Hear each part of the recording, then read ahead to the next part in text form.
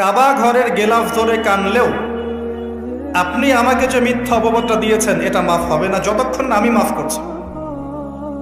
কথা কি বুঝতে পারছেন?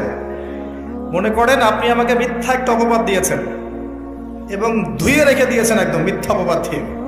যতক্ষণ আমি আপনাকে মাফ না করছি, কাবা ঘরে গিয়ে গেলাফ ধরে কান্নাকাটি করলো এই পাপ মাফ হবে না ইনশাআল্লাহ।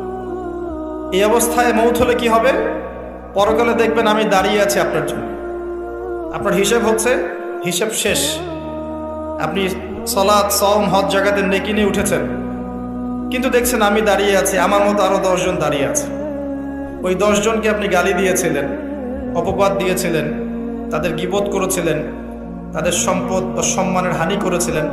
এখন কিয়ামতের মাঠে আপনার নেকি দিয়ে এই ঋণ শোধ করতে হবে, অন্য কোনো অপশন নাই। আর যদি নেকি শেষ হয়ে যায় তখন কি হবে? তখন আমার আমলনামা থেকে কিছু গুনাহ আপনাকে নিতে হবে।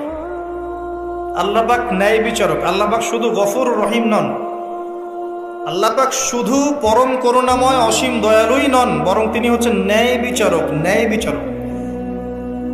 একজন ধর্ষক যদি বলে যে আল্লাহ পাক তো গফুর রহিম, আল্লাহ আমাকে মাফ করে দিতে পারেন, তাহলে যাকে ধর্ষণ করলো সে তার উপর জুলুম হবে না? আল্লাহ পাক যদি ধর্ষককে মাফ করে দেন, তাহলে যাকে ধর্ষণ করা হয়েছে ওর প্রতি জুলুম হবে না? কথা বুঝতে পারছেন না?